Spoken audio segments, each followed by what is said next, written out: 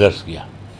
हमने उन दोनों की सोच को मिला करके दोनों पार्टियों ने आपस में गठबंधन किया है और इस गठबंधन के माध्यम से हम पूरे देश में एक संदेश देंगे कि ये जो गठबंधन है ये केवल मजदूरी करने के लिए नहीं, केवल खेती करने के लिए नहीं, ये राज करने के लिए बनाया गया है।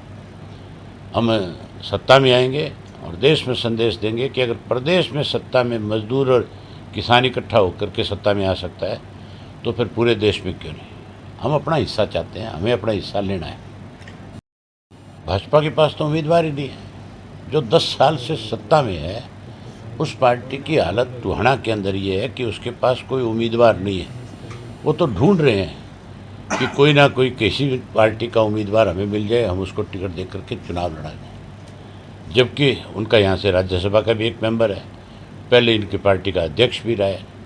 और उसके बाद अगर भारतीय जनता पार्टी की टूहना में ये हालत है तो पूरे प्रदेश के अंदर क्या हालात होंगे। अब भारतीय जनता पार्टी सत्ता से बाहर हो रही है और कांग्रेस में बहुत बड़ी भगदड़ मचेगी। आप देखना, आज ही जो लिस्ट जारी हुई है कांग्रेस की 20 लोगों की, आप शाम तक खबरें सुनोगे कि अनेक लोगों ने आज कांग्रेस पार्टी को अलविदा कर दिया। ये ट्रायल है उनका। ये उन लोगों के नाम उन्होंने दिए हैं जिनमें सबसे कम उनके पैनल पे लोग थे। ये उन्होंने आज ट्रायल करके देखा है कि इससे कितना शोर मचता है। अगर पूरी लिस्ट आ जाए तो फिर आप ये खुद मानोगे कि कांग्रेस पार्टी जो लंबे समय से ये कह रही है कि हम सत्ता में आएंगे, वो सत्ता से बहुत दूर चली गई। अब तो सत्ता पे काबिज समाज, ये आपकी बहुजन समाज पार्टी और इंडियन नेशनल लोकदल पार्टी होगी।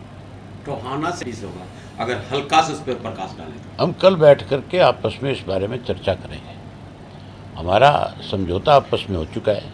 ये तय हो गया कि वो 37 पे लड़ेंगे और हम 53 पे लड़ेंगे। लेकिन कल हम बैठ करके ये तय करेंगे भी किस किस सीट पे कौन कौन लड़े। अगर बहुजन समाज पार्टी कहेगी कि हमें इलाहाबाद चाहिए तो मैं उनको दे दूंगा। हमारा इस बात पे कोई विवाद नहीं है। ये विवाद कोई खड़ा करने की कोशिश करेगा, हमें उस चीज़ को ठीक करना तय कर लेंगे अपने आप। सर, इंडियन नेशनल लोकदल ने पत्र लिखा था चुनावियों को डेट आगे करने के लिए, तो वो डेट बढ़ गई ना, डेट बढ़ा दी सर। इसका मतलब हमारी ताकत बहुत बड़ी है? आप फिर इंडियन नेशनल लोकदल को हल्के में कैसे ले सकते हो? हम जो भी काम करते हैं हम उसके ऊपर पहले स्टडी करते हैं। ये इसलिए की दिया था हमने पत्र कि 5 दिन का लंबा एक वीकेंड आ रहा था, लॉन्ग वीकेंड था। और वो 5 दिनों में बच्चे जो हैं आजकल, चाहे वो गांव के हैं, चाहे वो शहर के हैं, चाहे मीडियम क्लास के हैं, चाहे अपर क्लास के हैं, सब लोगों की इच्छा होती है कि जब छुट्टियां हो तो हम घूमने जाएं। उस 5 दिन के वीकेंड के अंदर बहुत सारे लोग हरियाणा के घूमने चले जाते हैं। इससे 10, 12, 15% मतदाता जो है वोट से वंचित हो जाता है। 4 दिन में कोई फर्क नहीं पड़ने वाला। अब 5 तारीख को मतदान हो जाएगा, क्या फ़र्क पड़ जाएगा उसमें? 4 दिन में कौन सा कोई हाहाकार मचने वाला है? ठीक है, कम से कम वो लोग घूमने जाएंगे अपने बच्चों के साथ और घूम के फ्रेश होकर के आएंगे बिल्कुल, और आते फिर भाजपा को और कांग्रेस की अच्छी तरह से तसल्ली कराएंगे। वो लोग हमारी इस चिट्ठी से प्रभावित होंगे और वो इस बात पे, बच्चे भी उनके खुश होंगे और उनके माँ बाप भी इस बात से खुश होंगे कि हमें अगर ये मौका मिला तो सिर्फ इंडियन नेशनल लोकदल पार्टी की वजह से ही मिला है। बसपा के साथ गठबंधन प्रकार का प्रचार प्रसार है। आज ही हमारी 2 रैलियां हैं, पहले कलायत के अंदर है और फिर नरवाना के अंदर है। ये सिलसिला रोज़ाना चलता रहेगा। कल क्योंकि हमारी मीटिंग है इसलिए कोई रैली नहीं रखी, उसके बाद लगातार इस तरह की रैलियां करेंगे। 4 बड़ी रैली जो है हम चारों कोणों में करेंगे। एक सरसा में करेंगे, एक पलवल में करेंगे, एक जींद में करेंगे और एक उसके साथ अम्बाड़ा में करेंगे। इनमें बहन मायावती जी आएंगी चारों के अंदर। बाकी जगह पे सारे हरियाणा प्रदेश में मैं और आकाश आनंद दोनों जो है मिलकर के चुनाव प्रचार करेंगे। मुख्य मुद्दे क्या रहने वाले हैं? मैंने बहुत नज़दीक से इस प्रदेश को देखा है। मैंने 4200 किलोमीटर पैदल यात्रा करी है, 90 के 90 हल्के नाप के देखे, लोगों की पीड़ा को समझा है। आज हरियाणा प्रदेश में बहुत सारी ऐसी चीज़ें हैं जिससे लोग दुखी हैं, परेशान हैं, वंचित हैं। हमारा राज बनने के बाद हम पेंशन की बढ़ोतरी करेंगे। जो पेंशन चौधरी देवीलाल ने 35 वर्ष पहले 100 रुपये करी थी, उसको हम बढ़ाएंगे, 7500 रुपया महीना करके देंगे। हम बिजली, पानी, शिक्षा और स्वास्थ्य, ये जो सेवाएं हैं ये सारी मुफ्त में करके देंगे।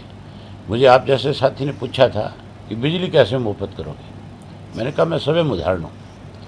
मेरा बिजली का बिल 2.5 से 3 लाख रुपए महीने का आता था और मैं उस बिल से परेशान था कि 3 लाख रुपये महीना बहुत ज़्यादा बिल है। मैंने चर्चा करी कुछ साथियों से, यार बिल कैसे कम हो सकता है। उन्होंने मुझे राय दी कि आप अपने घर पे जो है सोलर का वो लगाओगे सिस्टम जो है, उससे आपका बिल 0 हो जाएगा। तो मैंने कहा ये तो महंगा है, इसका तो कॉस्ट काफ़ी ज़्यादा है। तो उन्होंने बताया कि 80% सब्सिडी है इसके ऊपर सेंट्रल गवर्नमेंट से। तो मैंने जो लगाने वाली कंपनी थी उन लोगों को बुलाया, उनको बुला करके, जर्मन बेस्ड कंपनी थी हमारे सरसा की, उनसे मैंने बात करी। उन्होंने कहा जी कि 80% पैसा तो गवर्नमेंट का आता है और 20% आपको देना होगा। तो मैंने उनको कहा लगाओ, उन्होंने मेरे घर के ऊपर वो लगाया। उससे मेरा बिल जो है पिछले 3 साल से 0 बिल आता है। मैंने उसी दिन ये ठान ली थी कि अगर हमें लोगों ने मौका दिया तो हमारा हालत में हर घर में मुफ्त में बिजली प्रोवाइड कराएंगे। 80% का मतलब है कि 100% फ्री है वो एक तरह से।